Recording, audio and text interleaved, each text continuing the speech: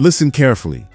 If you sit silently for a few moments and simply observe human life, one thing becomes obvious. People are running everywhere, but very few know where they're going. Everyone is busy making money, busy building careers, busy chasing relationships, busy proving themselves, busy collecting things, busy gathering followers, busy creating an image, busy becoming somebody. But almost nobody is asking the most important question: who is the one that is running? This is the tragedy of modern life. People know how to operate a smartphone, but they do not know how to operate their own mind. They know how to navigate cities, but they do not know how to navigate their own emotions. They know how to make a living, but they do not know how to live. And because of this, there is a strange emptiness growing inside humanity. You can see it everywhere. A man buys a bigger house. For a few days he is happy. Then the excitement disappears. A woman buys expensive jewelry. For a few days she feels wonderful. Then it becomes normal. Someone gets promoted.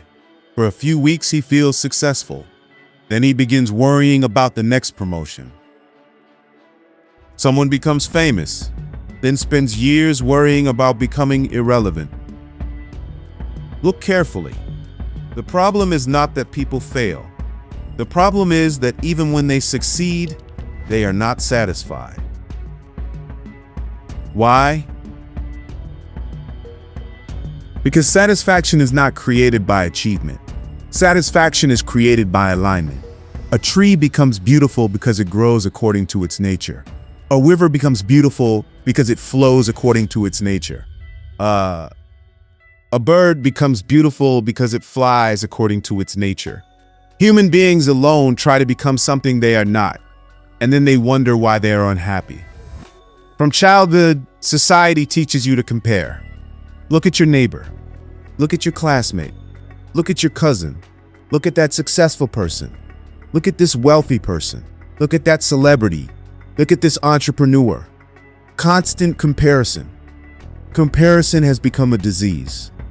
The moment you compare yourself to another person, two possibilities arise.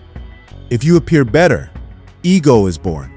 If you appear worse, insecurity is born. Either way, suffering begins. Comparison is a game that nobody wins. Because there will always be someone richer, someone stronger, someone younger, someone smarter, someone more attractive, someone more successful.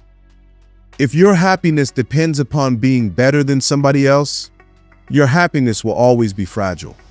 A strong life is what can we do without the fight? And what can we do? Attention is not the same way you see, the same way you make in the fight. Not as your fears describe it, not as your desires imagine it, not as society defines it, but as it truly is. The moment awareness enters, confusion begins to disappear. Now let me tell you something important. Many people believe that their biggest problem is outside them. They say, my boss is the problem. My spouse is the problem. My parents are the problem. My children are the problem. The government is the problem. The economy is the problem. The world is the problem. But if you observe carefully, you will discover something shocking. Most suffering is self-created. Not because life is easy. Life has never been easier. The problem laid off is just the time you follow yourself into a certain sense. Life was difficult for kings. Life was difficult for saints. Life was difficult for warriors. Life was difficult for farmers. Life has always contained challenges. But suffering is not created by challenges. Suffering is created by resistance. You want life to behave according to your expectations. And when it does not, frustration begins. You want people to understand you. They don't. You become upset. You want your plans to succeed. They fail. You become upset. You want relationships to remain unchanged. They evolve. You become upset. They want certainty. Life gives uncertainty. You become upset. Notice something. Life is not creating the suffering. Your resistance is. A river never complains that rocks exist. It simply flows around them. A tree never complains that storms exist. It grows stronger. But human beings fight reality. And whenever you fight reality, reality always wins. Not because reality is cruel, because reality is reality. The intelligent person does not waste energy fighting existence. The intelligent person learns how to dance with existence. This is wisdom. Wisdom is not information. Modern society confuses knowledge with wisdom.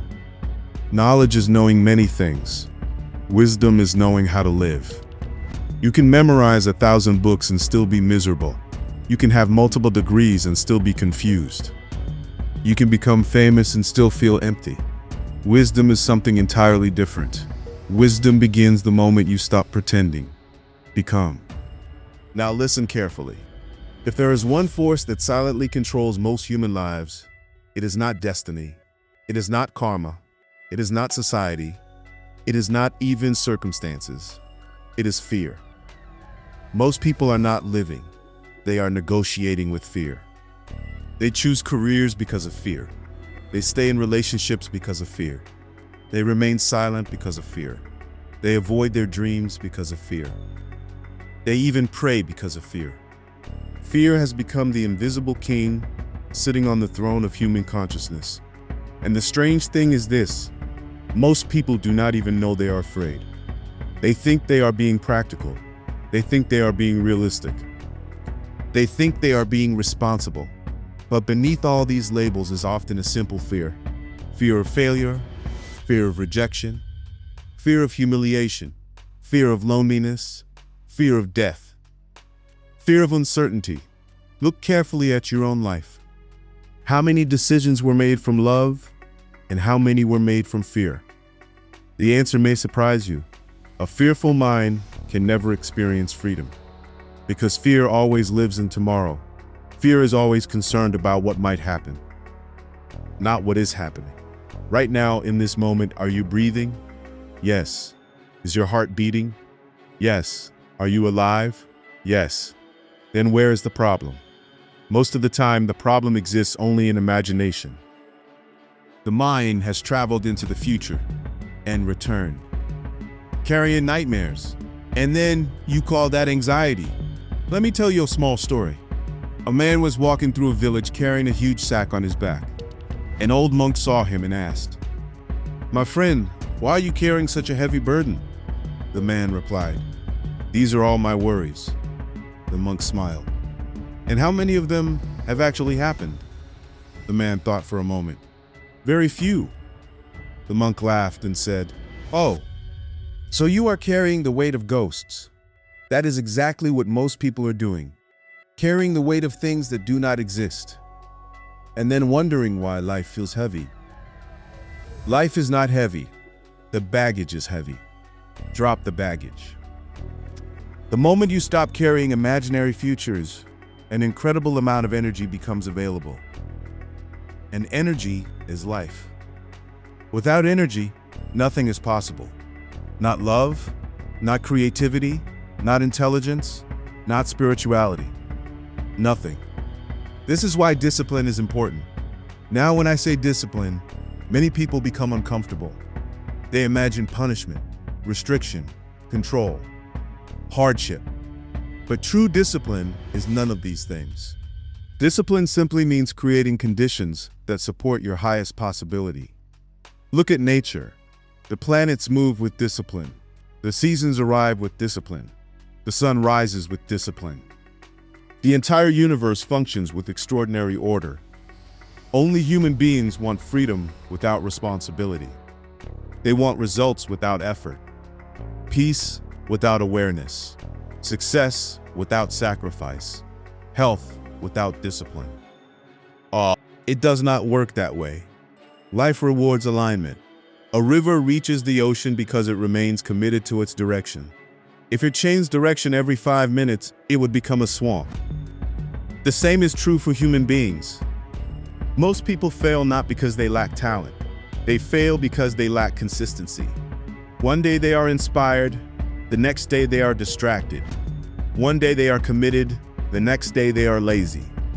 One day they dream big, the next day they quit. Life cannot support such instability. You must become dependable, not just for others, for yourself. Can you trust yourself? Can you keep your own word? Can you wake up when you said you would wake up? Can you do what you promised yourself? Can you remain committed when excitement disappears? This is character. Character is not what people think about you.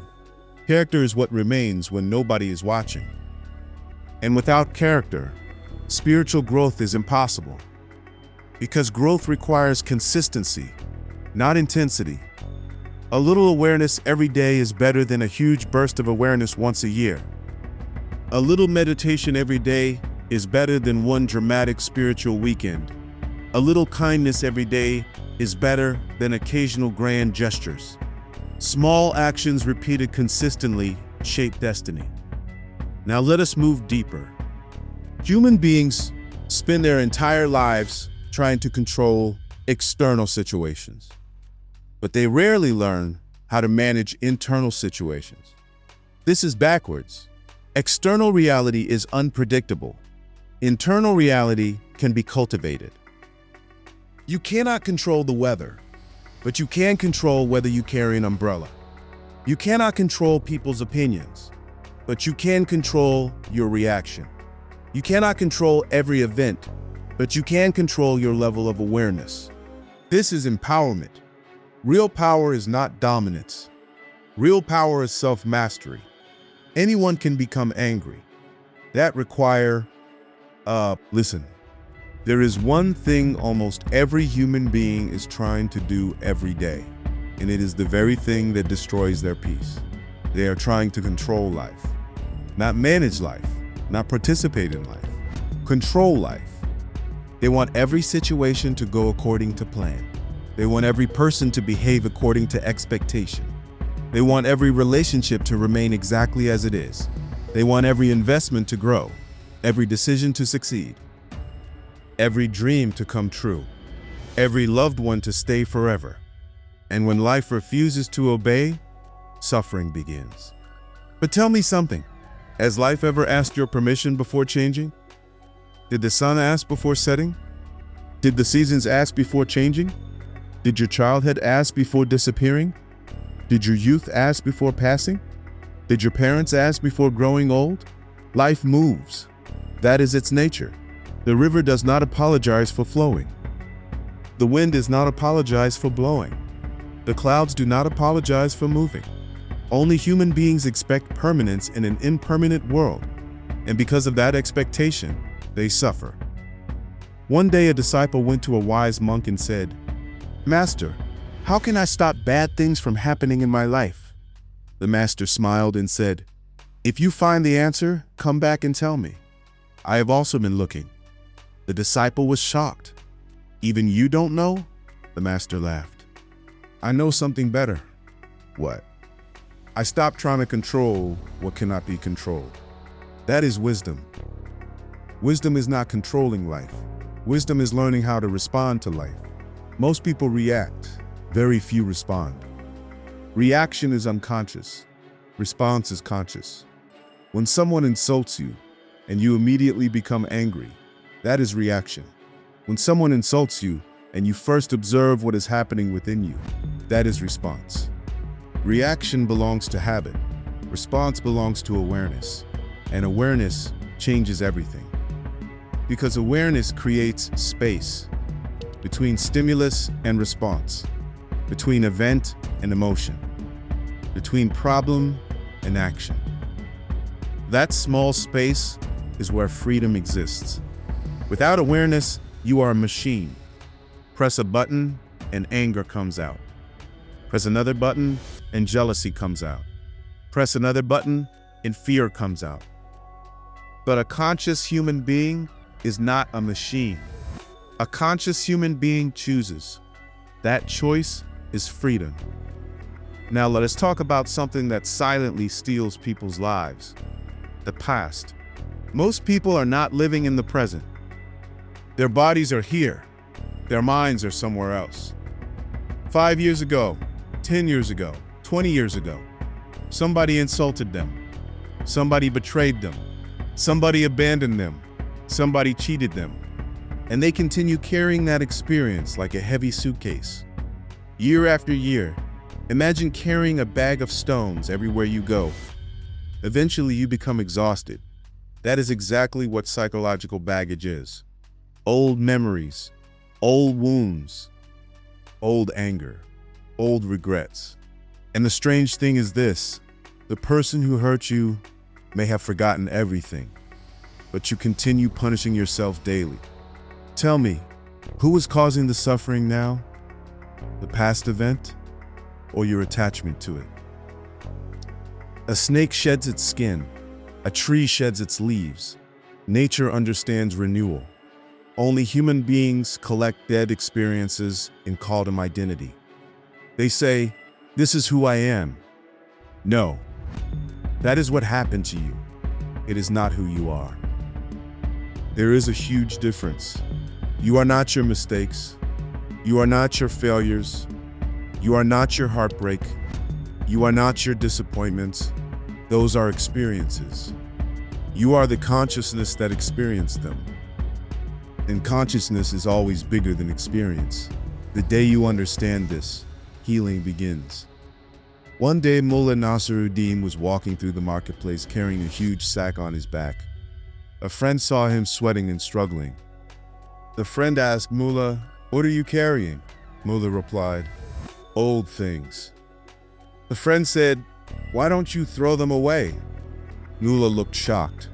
"What are you talking about? These are my old problems." The friend laughed. "Then why carry them?" Mullah said, "Because I have become attached to them." The friend asked, "Do they help you?" "No." "Do they make you happy?" "No." "Then why keep them?"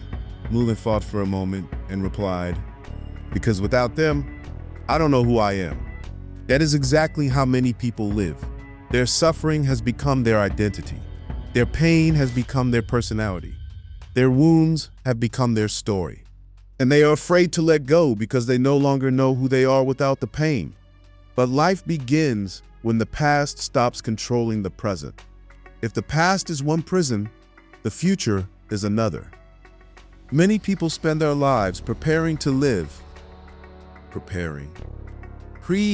Listen.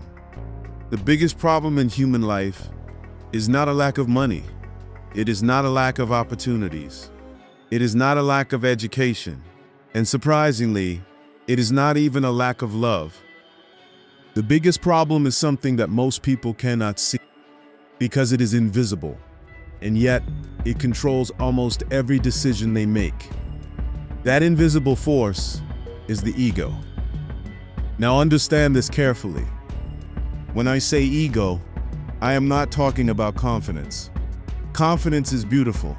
Confidence comes from clarity. Ego comes from insecurity. Confidence does not need comparison. Ego survives only through comparison. A confident person walks into a room and feels comfortable. An ego-driven person walks into the same room and immediately starts measuring everyone. Who is richer? Who is smarter? Who is more successful? Who has more influence? Who has more power? The ego cannot relax because the ego is always competing, even when nobody else is competing. Look at people carefully. Two people meet for the first time. Within minutes, they start comparing their lives. One talks about his business. The other talks about a bigger business. One mentions a vacation. The other mentions a more expensive vacation. One speaks about his achievements. The other begins listing his own. Nobody is listening. Everybody is advertising. This is not communication. This is ego talking to ego. And when ego talks to ego, nobody learns anything. Because learning requires humility. And humility becomes impossible when a person thinks they already know everything. Pause for a moment and ask yourself, how many times have you stopped listening because you already had an answer prepared?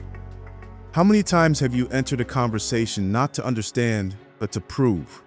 The ego is always trying to prove. The soul is simply trying to experience. There is a huge difference. The ego wants victory. The soul wants truth. The ego wants recognition. The soul wants growth. The ego wants applause. The soul wants understanding. And that is why many people remain exhausted. Because proving yourself is an endless job. The moment one person approves of you, another person criticizes you. The moment you reach one goal, another goal appears. The moment you impress one group, another group remains unconvinced. The ego can never be satisfied because its hunger is infinite. And anything that has infinite hunger can never know peace. Now let me tell you a story. A young scholar once traveled many miles to meet a wise master. The scholar had read hundreds of books. He had studied religion, philosophy, history, science, and because of this, he believed himself to be very intelligent. The moment he met the master, he began talking. He spoke about everything he knew. 1 hour passed. Then another. The master simply listened. Without interruption, without argument, without correction. Then the master quietly picked up a teapot. He began pouring tea into the scholar's cup. The cup filled, but the master kept pouring. Tea overflowed onto the table, then onto the floor. The scholar jumped up. The master smiled and said, "Exactly." The scholar looked confused. The master continued, "You are exactly like this cup, so full of your own opinions, that nothing new can enter." For the first time that day, the scholar became silent, and in that silence, learning became possible. This is the problem with many people. They are not looking for truth. They are looking for confirmation. They don't want understanding. They want agreement. They don't want wisdom. They want validation. But truth does not care whether you agree with it. Truth simply exists. And unless you become empty enough to receive it, wisdom cannot enter. Now, let's talk about something very important. Why do people become offended so easily? Have you noticed this? One small comment, one disagreement, one criticism, one different opinion, and immediately, anger appears. Defensiveness appears. Hostility appears. Why? Because the ego feels threatened. A secure person does not need constant approval. Only insecurity demands approval. Imagine a mountain. Do you think a mountain becomes upset because a dog barked at it? No. The mountain remains a mountain, but an insecure ego reacts to everything. One negative comment can ruin an entire day. One criticism can destroy confidence. One rejection can create months of suffering. Why? Because the person's identity depends upon external opinions. And the moment your identity depends upon public opinion, your peace becomes fragile. People change, opinions change, praise changes, criticism changes, trends change, everything changes. So why build your life on something that changes every day? Listen, most people believe that freedom means doing whatever they want. They think freedom means no rules, no discipline, no responsibility, no structure. But look carefully at life. The river is powerful because it flows within its banks. The sun rises every day with discipline. The seasons move with discipline. The entire universe functions with discipline. Only human beings want freedom without responsibility, and that is why so many lives become chaotic. Real freedom is not the absence of discipline. Real freedom is the result of discipline. Think about it. If you cannot control your anger, are you free? No. If you cannot control your habits, are you free? No. If you cannot control your thoughts, Are you free?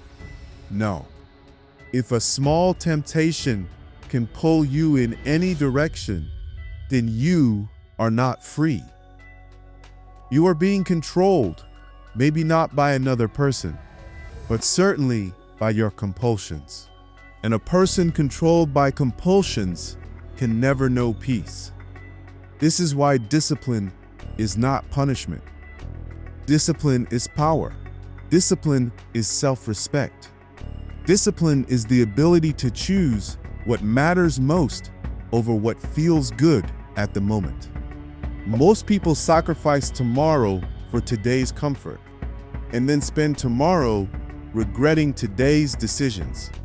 Life becomes difficult when you avoid what is necessary, but life becomes beautiful when you embrace what is necessary. A farmer understands this. He plants seeds today, not because he enjoys hard work, but because he understands the future. A wise person lives the same way. They invest energy today so that tomorrow becomes meaningful. Now let me tell you a story. A young man once visited a master. He said, "Master, I want success." The master asked, "How badly?" The young man replied, "More than anything." The master smiled. The next morning, he took the young man to a river. They walked into the water, deeper and deeper, until the water reached their shoulders. Suddenly, the master grabbed the young man's head and pushed it underwater. The young man struggled. He fought, he kicked, he panicked. After a few moments, the master released him. The young man came up gasping for air, angry, confused. The master looked at him and asked, "When you were underwater, what did you want more than anything else?" The young man replied, "Air." The master nodded. When you want success with that same intensity, you will have it. Now understand, the story is not really about success. It is about commitment. Most people don't fail because they lack talent. Most people fail because they lack consistency. They start, then stop. They try, then quit. They dream, then doubt. They become excited, then distracted. And years later, they wonder why nothing changed. A drop of water falling on a stone seems weak, but if it falls continuously, the stone eventually breaks. Consistency is stronger than intensity. One day of motivation means nothing. Years of discipline change everything. Look around you. Most people are not exhausted because they work too much. They are exhausted because they waste energy, worrying, complaining, comparing, arguing, seeking approval, fighting imaginary battles. This constant mental noise drains life energy. Imagine a phone with 50 apps running at the same time. The battery dies quickly. That is exactly what happens inside the human mind. Too many thoughts, too many fears, too many unfinished emotions, too many unnecessary worries. And then people say, "I feel tired." Of course you feel tired. You are carrying 10 years of mental clutter. The problem is not life. The problem is overload. Now let us speak about energy, because this is something very few people understand. Every human being has energy, but not everyone uses it consciously. Some people spend all their energy reacting to news, reacting to opinions, reacting to social media, reacting to other people's behavior, and by the end of the day, they have nothing left. A conscious person is different. They do not react to everything. They choose carefully. Where attention goes, energy flows. If you give your attention to nonsense, your energy follows nonsense. If you give your attention to growth, your energy supports growth. If you give your attention to wisdom, your life becomes wiser. Attention is your most valuable currency. Send it carefully. Now, let's talk about something humanity constantly confuses: pleasure and joy. Most people spend their entire lives chasing pleasure. Pleasure from food, pleasure from entertainment, pleasure from shopping, Pleasure from praise, pleasure from success. Nothing wrong with pleasure. Pleasure is beautiful. But pleasure is temporary. Joy is different. Pleasure depends upon conditions. Joy does not. Pleasure comes from outside. Take a deep look at your life. Not your career, not your bank account, not your achievements. Your life. If someone asked you today, are you truly living or are you simply surviving? What would your answer be? Most people wake up because the alarm rings. They eat because the clock says it is lunchtime. They work because bills have to be paid. They sleep because they're exhausted. Then they repeat the same cycle. Day after day, week after week, year after year. One day they look into the mirror and wonder where their life went. Life did not disappear. It was simply never fully lived. The greatest tragedy is not dying. The greatest tragedy is reaching the end of life without ever being fully alive. DOTLBYM.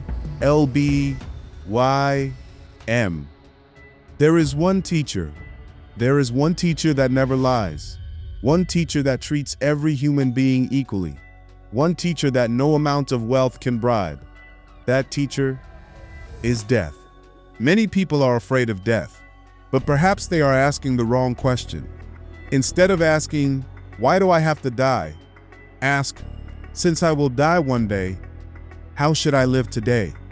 That single question changes everything. When you remember that your time is limited, petty arguments lose their importance. Ego becomes smaller. Forgiveness becomes easier. Gratitude becomes natural. Presence becomes precious. Death does not make life meaningless. Death gives life value. Imagine if you had an endless number of days. Would today matter? Probably not. But because your days are limited, every sunrise becomes a gift. Every conversation becomes valuable. Every breath becomes sacred. Acts weak to the price of distraction. Look carefully at the modern world. Never before have people had so many ways to stay distracted. A phone vibrates. You look.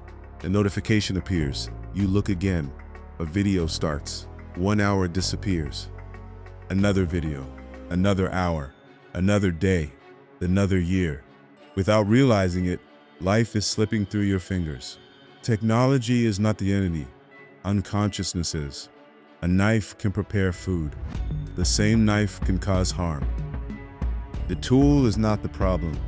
The hand using it determines the outcome. Your attention is your greatest treasure. Guard it carefully. Whatever receives your attention begins shaping your life. 2. The garden of the mind. Imagine your mind as a beautiful garden. Every thought is a seed.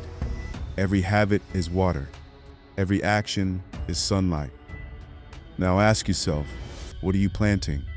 Fear, anger, comparison, resentment, or compassion, patience, gratitude, courage? A garden does not become beautiful by accident. Neither does a human life. You cannot plant weeds and expect roses. You cannot feed your mind with negativity all day and expect peace at night. Every day, you are planting tomorrow's emotions. Choose wisely. There was once an old gardener. Every morning, before sunrise, he watered his tiny garden. A traveler asked him, "You are already old. Why do you work so hard? Will you even live long enough to enjoy these trees?" The old man smiled. "My grandfather planted trees whose shade I enjoy today." He gently touched a small sapling. "I am planting these for someone I will never meet." The traveler became silent.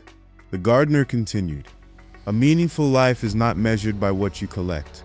It is measured by what you leave behind." Think about that. What are you leaving behind? Not money, not property, not titles. Those things change owners. But kindness lives on. Wisdom lives on. Integrity lives on. Love lives on. Now, the power of forgiveness.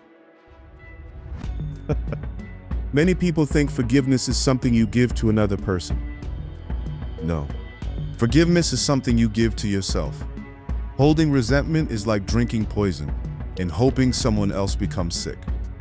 The person who hurt you may have moved on years ago, yet every day you reopen the wound. Why? Because your mind keeps replaying the story. The past cannot be changed, but your relationship with the past can. Forgiveness does not mean saying, "What happened was right." It means saying, "I refuse to let yesterday steal today." That is freedom. People wait for extraordinary life. People wait for extraordinary moments. A promotion, a wedding, a vacation, a celebration, and they overlook the miracle already happening. A child laughing, rain falling, birds singing, the warmth of sunlight, a quiet morning, a simple meal shared with someone you love. These moments seem ordinary until one day, before you leave, take just one moment, close your eyes, and ask yourself, am I truly living, or am I only passing through life? If today's message made you stop, if even one sentence touched your heart, then don't let it end here. Carry this awareness into your life. Speak a little less, observe a little more, judge a little less, love a little deeper, and live every single day with awareness. Because remember, your greatest achievement will never be the money you earned or the fame you gained. It will be the peace you found within yourself. If you genuinely felt that this message spoke to your heart, type truth in the comments and share the one lesson that stayed with you. If this discourse added value to your life, please like the video, subscribe to the channel, and share it with someone who may need these words today. Thank you for listening. Until we meet again, take care of your mind, take care of your heart, and above all, stay aware, stay kind, and keep walking the path of truth. See you in the next video.